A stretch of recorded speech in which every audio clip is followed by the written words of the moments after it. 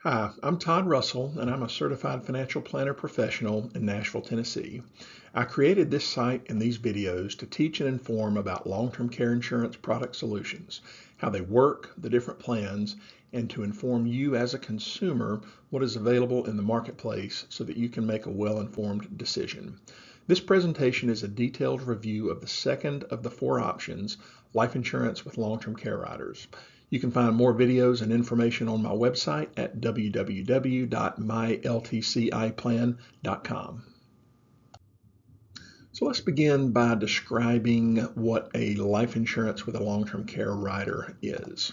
So at its core, this is a life insurance policy first, but then we just add a long-term care rider. And the rider gives you the ability as the policy owner to use the death benefit while you're still alive to pay for long-term care costs. So rather than utilizing the death benefit only for your beneficiary after you pass away, the policy can start paying the death benefit to you early if you're certified as chronically ill and you need long-term care services. So there's typically one pool of money, meaning that you can use the same bucket either for care or for your loved ones in the form of a death benefit or a combination of both. So every dollar that is used for care while you're alive reduces the amount of death benefit that would ultimately pass to your beneficiaries. And so it's important to know that this is a fully underwritten policy. So your health, your age, and your medical history all play a role in whether you're approved and in the role of the final pricing of the plan. And then last, some policies include a small residual death benefit. So if you had a policy and let's say you used all of the death benefit for care and there's none remaining, a small residual death benefit would be available to your beneficiaries. Not all policies have this, but some of them do. And so I thought it's important to mention to you.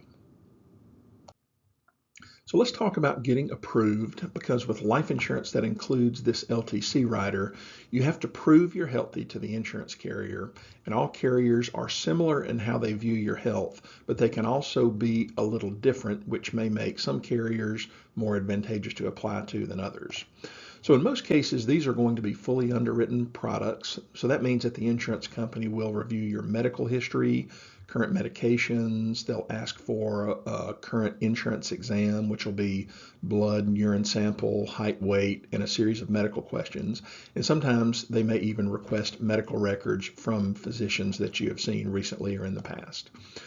Some carriers offer a simplified underwriting process, and this is generally going to be for lower death benefit policies or younger insureds, typically under the age of 60. And so this may involve a phone interview or an online interview. The carriers may request electronic health records and also review medical databases, but generally simplified underwriting doesn't have any in-person physical exam or labs. And the underwriting process is going to vary between carriers.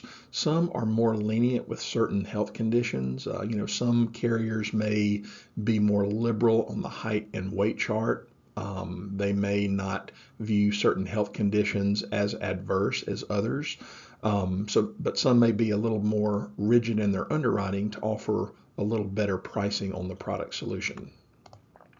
And carriers, they'll also include looking at your age, height and weight, and even the financial suitability. And it's really just about making sure that the coverage fit both your needs and your ability to fund the policy over its course. So designing one of these policies is like adjusting the settings on a machine. The more you fine tune it, the better you can match it to your priorities and to your budget. So the first lever is how much of the death benefit do we want to make available for long-term care?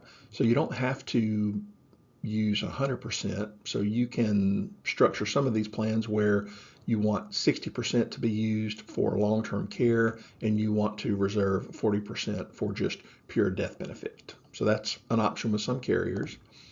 Next, you can choose whether you want to access 2, 3, or 4% per month of the total death benefit for care. So as an example, let's say somebody has a $250,000 policy. 2% of that death benefit would give you access to $5,000 a month, while 4% would give you access to $10,000 a month. And for the access to more death benefit, it will increase the premium a little. And this is a decision that you have to make when you're putting the policy in place. You don't decide at the time of claim how much you want to use. We have to select that option at the beginning of the policy. And then some people choose to use only half of the death benefit for long-term care, especially if they want to leave something behind as a legacy. I mentioned that earlier. And you also get to decide how long you want the policy to be guaranteed to stay in force. So as an example, you can structure one of these policies where the policy is guaranteed to last out to age 90 or 100 or 110. So you just select an age, and as long as that premium is paid, then that policy will remain in force for that length of time.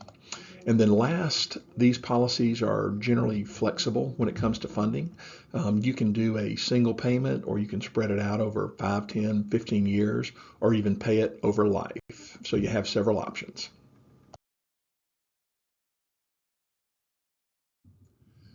Let's review this plan through the live, quit, or die framework. So as you are alive, you're just paying the scheduled premiums. And if you go on claim and you do need long-term care, now this is important, most carriers still require you to continue to pay premiums during claim. The policies do sometimes waive the internal charge for the long-term care rider once it's exercised, but this is something that you want to make sure that you understand in detail and how this policy works if you have a plan like this.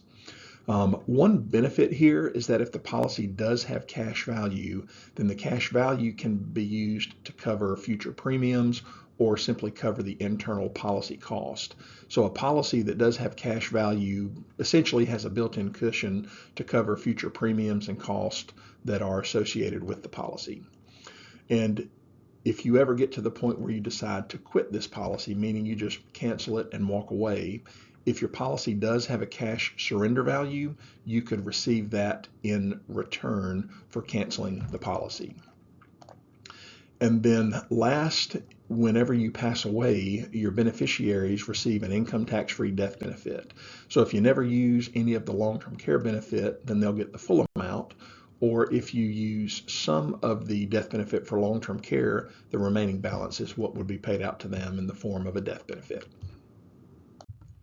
So one of the strengths of life insurance with a long-term care rider is that it can be funded in a variety of ways, including using policies that are older with no long-term care benefits. And so this just simply means we can tailor the premium structure to match your goals and use existing life policies with cash value that's already on your balance sheet. So the most traditional method of funding is to fund it over a lifetime. Then this is just where you simply make level annual premium payments every year as long as your policy's in force. And this will generally keep your premiums lower each year, but you do have to pay this over the long haul even during your non-working years. Then there's what we call a short pay, which means you fund it over a set period like a 10-year window or maybe even a 5-year window. And once this is funded, you're done, especially if you're using a no-lapse policy. Many people like this option if they want predictability and guarantees and to go ahead and get the premiums out of the way so they don't have to fund it during their non-working years. And then some designs are built around hitting a cash value target. So you're not necessarily paying the policy off entirely, but you're working off of projected values.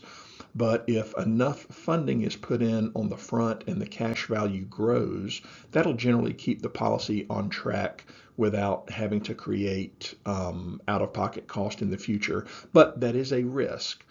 So if you set up a policy that's more designed to hit a cash value target, just understand that you might have to put additional premiums in the future.